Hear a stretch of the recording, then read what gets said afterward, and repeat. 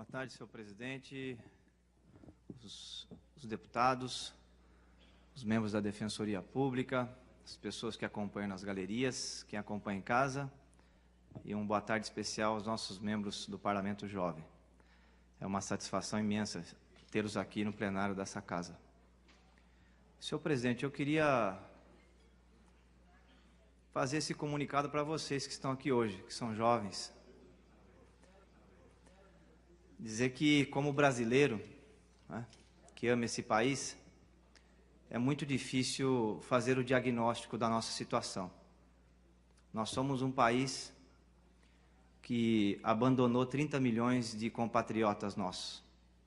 São 30 milhões de pessoas que não conseguem nem lavar um carro por semana, que não têm renda. 12 milhões ainda procuram emprego. 18 milhões já não procuram mais emprego. Já acham que não é possível mais conseguir um trabalho no nosso país.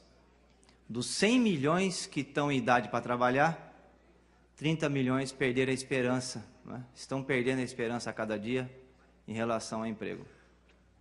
Nós temos no nosso país 50% das pessoas que não têm nem esgoto, que não têm saneamento básico, que quando puxam a descarga da privada, o esgoto sai na porta da casa. Não tem nem tubulação. 50%. De cada 10 casas, 5 não tem saneamento no nosso país.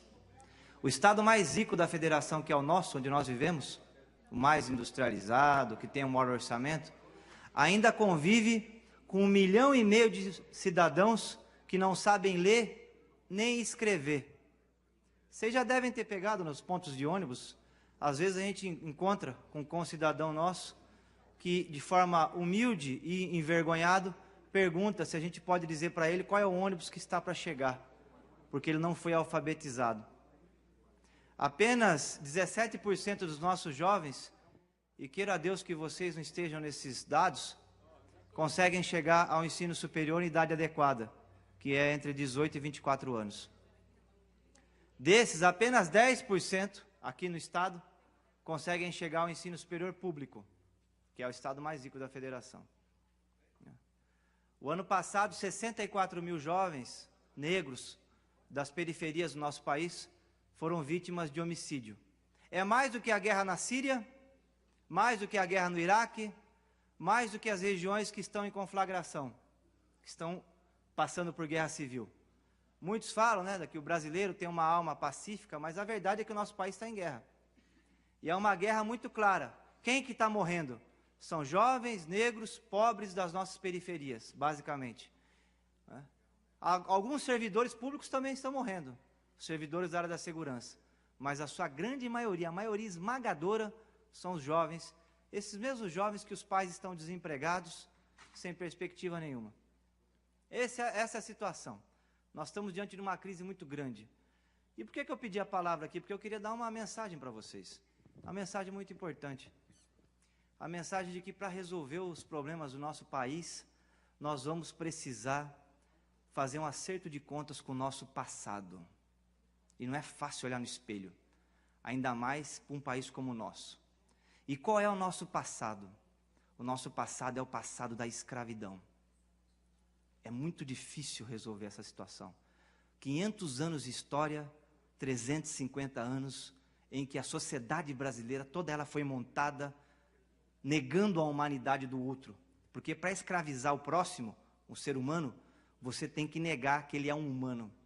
E durante 350 anos da nossa história, nós convivemos com essa situação no nosso país. Quando abolimos a escravidão, iniciamos o processo de industrialização do Brasil. O que aconteceu a partir de São Paulo? A Constituição de 34, no seu artigo 134, está lá. É preciso fazer uma eugenia. E foi transportado para o Brasil os trabalhadores europeus. E mais uma vez os negros libertos ficaram sem a oportunidade de trabalhar na indústria. O Estado brasileiro, vou pegar só um exemplo, 1888, a cidade de São Sebastião do Rio de Janeiro, tinha 300 mil habitantes, uma das maiores cidades do mundo. Dos 300 mil, 160 mil eram escravos. Abolida a escravidão no Rio de Janeiro, o que foi feito? Nada. Não foi feita política habitacional, não foi feita educação pública, não foi feita saúde pública, não foi feito nada. E o que aconteceu? E negligenciamos a população afrodescendente. E junto com a população afrodescendente vieram também os migrantes europeus, que também ficaram abandonados em sua grande maioria, porque nós não universalizamos o acesso à saúde, o acesso à educação, o acesso a direitos básicos. E eu queria concluir dizendo para vocês que as gerações do futuro, porque a minha geração, já estou nos 40 anos, eu achava que a Constituição de 88 ia resolver todos os problemas do Brasil. Tive uma grande ilusão. Nós construímos uma Constituição cidadã. Tem um artigo 5º que diz que o salário mínimo tem que ser igual a R$4.000. O artigo 5º diz que todo trabalhador tem direito à educação, saúde, habitação e por aí vai. O dado concreto é que nós, hoje, olhando para trás, construímos no plano jurídico uma baita Constituição e ela não conseguiu realizar os seus desígnios do ponto de vista substantivo, do ponto de vista econômico, na realidade concreta da vida do povo brasileiro. E por que isso aconteceu? Porque nós temos uma elite que não se acha brasileira. Uma elite que culturalmente o sonho dela é morar em Miami, criar seus filhos em Miami, viver uma cultura que não é a cultura brasileira e tem ódio do povo e tem vergonha de ser brasileiro. Esse é o ponto central. Então, qual que é o grande desafio das futuras gerações? Essa é a mensagem que eu deixo para vocês. Alguém que tem 26 anos de vida política, a mensagem que eu digo para vocês é basicamente uma só. As futuras gerações precisam estudar, estudar e estudar. Conhecer a realidade do Brasil. Porque sem o conhecimento dos nossos problemas, a gente não vai conseguir vencer os grandes desafios que estão colocados. Para poder gerar 30 milhões de empregos, nós vamos ter que ter praticamente uma revolução na condução da economia brasileira. Nós vamos ter que ter uma economia que não seja só formada para exportar matéria-prima. É basicamente isso que o Brasil faz. A gente exporta frango esquartejado, essa é a grande especialidade nossa. É esquartejar o frango, pôr ele numa sacolinha e mandar para a Europa. A gente exporta boi esquartejado, a gente exporta soja e minério de ferro, que é só pegar um trator e cavucar o fundo do subsolo e arrancar e mandar para fora nos grandes navios da exportação. O Brasil não exporta ciência e tecnologia, não exporta engenharia, não exporta química, não exporta nada que tenha valor agregado. E para fazer isso, pessoal, nós vamos ter que ter mudanças profundas na condução do governo. Primeiro, ter governo que seja nacionalista e que ame o seu povo, que não tenha ódio dos brasileiros. E segundo, ter um governo que não fique de cócoras em relação aos Estados Unidos e à Europa. Porque os países ricos olham para o Brasil com qual objetivo?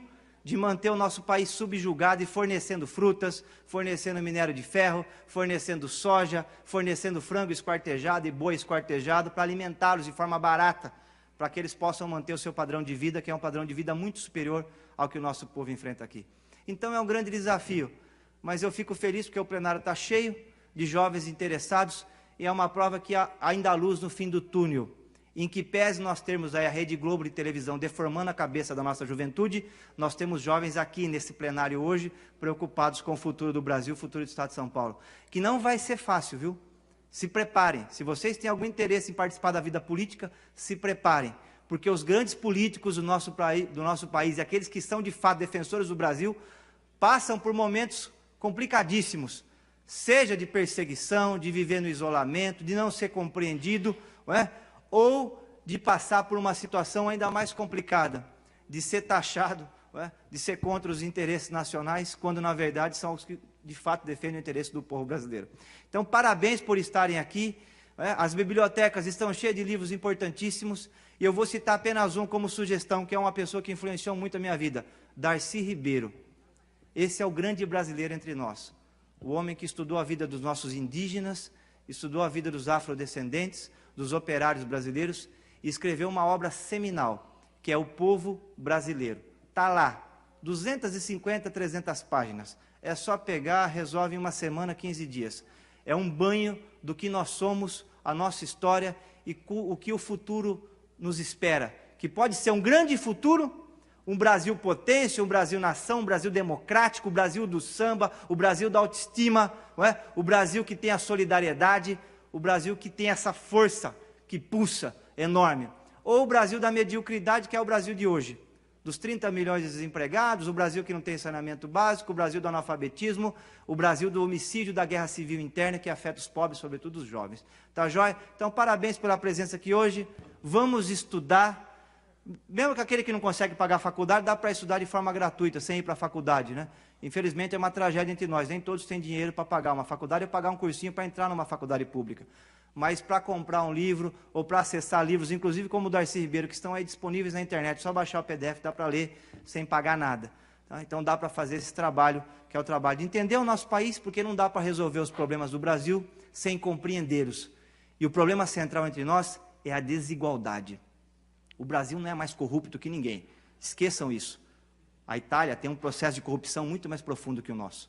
Não é? Portugal também. A Alemanha acabou de passar por um escândalo da Volkswagen. Os Estados Unidos é um dos países mais corruptos do mundo. Eles invadiram o Iraque... Nobre deputado, só para concluir, senhor presidente. Concluir. Eles invadiram o Iraque com a conversa de que lá tinha arma de destruição em massa.